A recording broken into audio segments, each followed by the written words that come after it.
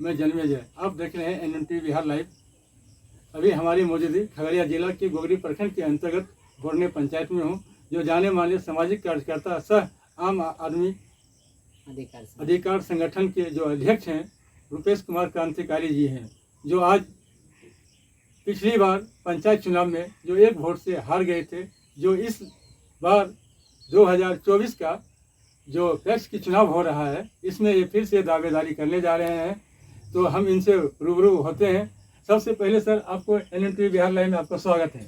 धन्यवाद सर, आपके चैनल को धन्यवाद और आपके दर्शक को आदाब, प्रणाम, नमस्कार। चुनाव में भी सर खड़ा हुए थे, जो 1 वोट से आपने हार गया था। इस बार दोबारा आप फिर पैक्स के चुनाव में आप उम्मीदवार के रूप में दावेदारी कर रहे हैं, आखिर क्यों? सर, पिछली चुनाव के मैंने चुनाव लड़ा था, लेकिन 1 वोट से हारा था। और हारने का ये वजह रहा कि एक झोंका आया था, वो था दारूसारी नोट का। उस झोंके में एक व्यक्ति ऐसे होंगे जो कि बह गया, जिसके कारण हमारे उसको हार नहीं, हमारी सीख मिली है। मैंने सीखा है। तो इस बार आखिर क्यों इस बार मैं पैक्स की दावेदारी कर रहा हूं, और करना भी हमारा एक मजबूरी है। इसलिए भी मजबूरी है कि मैं इस पैक्स में किसी को हराने के लिए नहीं आया हूं। जो किसान का उचित हक है, जो सहकारिता विभाग पैक्स के माध्यम से जो सहायता मुहैया करवाती है किसानों को, वो उचित हक देने के लिए मैं आ रहा हूं। इस बार पैक्स की चुनाव में फाइट कर रहा हूं। आखिर सर, किसान के लिए आपने क्या किया? सर, किसानों के लिए, जबकि मैं किसी पद पर ना रहते हुए भी, वैसे तो मेरा संगठन 2018 से चल रही है, मैं कभी पैक्स का चुनाव नहीं लड़ा था। ये मेरा इनिशियल स्टेज है, पहली बार मैं लड़ रहा हूँ। लेकिन मैं किसान के लिए क्या हूँ कि जब किसान को खाद की किल्लत हुई है, मैंने खड़े उतरा हूँ किसानों की विश्वास पर। आप मेरा भी चैनल है कि आस न्यूज बिहार, उस पर भी देख सकते हैं, या फिर मेरे फेसबुक आईडी भी है रुपेश क्रांतिकारी के नाम से, उस पर, या मेरे संगठन के ग्रुप से भी आप ले सकते हैं। कि चाहे वो महसकूट की समस्या थी, महसकूट में खाद डीलर किसानों को खाद ना दे रहे हो, या फिर बन्नी में, या फिर उसरी पे गोगरी में, जहां भी किसानों को परेशानी हुई है, हमारी संगठन खड़े उतरा है। हमने सभी को खाद दिलवाया। जबकि मेरे पंचायत में पैक्स है, पैक्स संचालित है, चल रहा है, पैक्स अध्यक्ष खाद लाते ही नहीं है। हमारी संगठन सब दिन इनको खाद उपलब्ध कराई है, जहां तक संभव हो सका। पैक्स के माध्यम से तो मान लीजिए वहाँ पे तो किसानों को तो लाभ तो मिल रहा है वहाँ पे जी। लेकिन पैक्स क्या करती है, जो पंचायत में पैक्स है, तो पैक्स के माध्यम से पंचायत वासी को ही मिलना चाहिए। हमारी पंचायत मान के चलिए बोरना है, तो हमारी पंचायत के लोग रामपुर क्यों जाए, महसकूट क्यों जाए? पैक्स किस लिए बना है? डीलरशिप तो है खाद का, तो ये क्यों नहीं लाएंगे? क्यों हमारे किसान भटकेंगे? क्या आज तक उनको लाभ नहीं मिला है? जी नहीं, जब से मैं देख पा रहा हूँ, जब से हमारी होश हुई है, कभी इस तरह का लाभ नहीं मिला है। जबकि लाभ के बारे में बता दूं कि जो सहकारिता विभाग पैक्स के माध्यम से सहायता जो कराती है कि डीलरशिप में, तो राशन डीलरशिप है ही, खाद डीलरशिप भी है। इसके अलावा सब्सिडी पर बीज मिलता है, कीटनाशक मिलता है। इसके अलावा MSP पर धान और गेहूं की खरीदारी होती है। उसके बाद 20 लाख रुपया पैक्स अध्यक्ष को दिया जाता है एग्रीकल्चर इक्विपमेंट खरीदने के लिए, यानी कृषि उपकरण के लिए, चाहे वो ट्रैक्टर हो, हार्वेस्टर हो, क्रेशर हो, ये सब खरीद करके पैक्स रखते हैं, यानी पैक्स के माध्यम से। और किसान यहाँ से ले जाते हैं भाड़े पे, कम कीमतों में अपने खेत की जुताई बुनाई करते हैं। लेकिन ये कभी सुविधा हमारे पंचायत के किसानों को नहीं मिल पाया है। तो किसानों को आप किस प्रकार के आप सुविधा देना चाह रहे हैं, और उनको जो है लाभ दिलवाना चाह रहे हैं, जो कि मान लीजिए पैक्स अध्यक्ष जो वर्तमान में है अभी, वो नहीं दे पा रहे हैं? जी देखिए, मैं बता दूं कि हमारे पंचायत का जो पैक्स मेंबर है, वो सिर्फ वोटर बन के ही रह गया है। जब से वो मेंबर बना है, सिर्फ 5 साल में एक बार वोट ही गिराता है। लेकिन मैं क्या करूंगा, उनको आज तक लाभ नहीं मिला है। यहाँ तक कि खाद भी नहीं मिला है। तो मैं क्या करूंगा कि पैक्स जो उपलब्ध कराती है, सहकारिता विभाग पैक्स जो उपलब्ध कराती है, वो खाद हो, या फिर कीटनाशक हो, या फिर बीज हो, या फिर लोन हो। मैं बता दूं कि 1 एकड़ पर 12,000 रुपया प्रत्येक साल देती है सरकार। टैक्स के माध्यम से किसानों को कि वो किसान खेती कर सके, इसका भी लाभ नहीं मिलता, इसका भी लाभ नहीं मिलता है। और तो ऋण भी उपलब्ध कराती है मात्र 4% के ईयरली ऋण सालाना, लेकिन वो भी नहीं। तो कहा जाए कि 0 सन्नाटा, पैक्स का मतलब समझ नहीं पाता हमारे यहाँ के किसान। लेकिन बहुत किसानों का कहना है कि मुझे तो लाभ मिला है जी। कुछ ऐसे लोग होंगे जो कि उनका क्लोज होंगे, आखिर पैक्स जिंदा कैसे रहे, तो कुछ क्लोज आदमी को जो उनका कोर वोटर है उनको देता होगा, हो सकता है, इस पे इग्नोर नहीं किया जाए।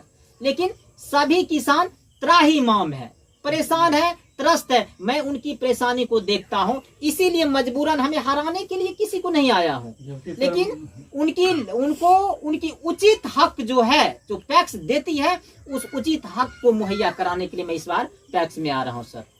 जो कि इस बार तो मतलब आपके सिवा तो और भी उम्मीदवार हो सकते हैं जी, और भी होंगे, लेकिन पंचायतवासी तो सबका छवि जान ही रहे हैं कि कौन किस छवि का है, कौन किस व्यवहार का है, कौन पेट भरेगा और जेब भी भरेगा। मेरे पास ना तो पेट है ना लंबी कुर्ता है, मैं किसान का बेटा, गरीब का बेटा हूँ, मैं किसान की दर्द को जानता हूँ, इसीलिए उनका दर्द से रूबरू हूँ। उनका जो उचित हक है, क्योंकि सरकार भी संवेदनशील है, पैक्स भी, सहकारिता विभाग भी संवेदनशील है कि हमारे क्षेत्र के हमारे किसान, जो पंचायत के किसान है, वो खेती करके समृद्ध, संपन्न और आर्थिक रूप से मजबूत हो, तो ही हमारे देश आगे बढ़ पाएगा, क्योंकि हमारा देश कृषि प्रधान देश है।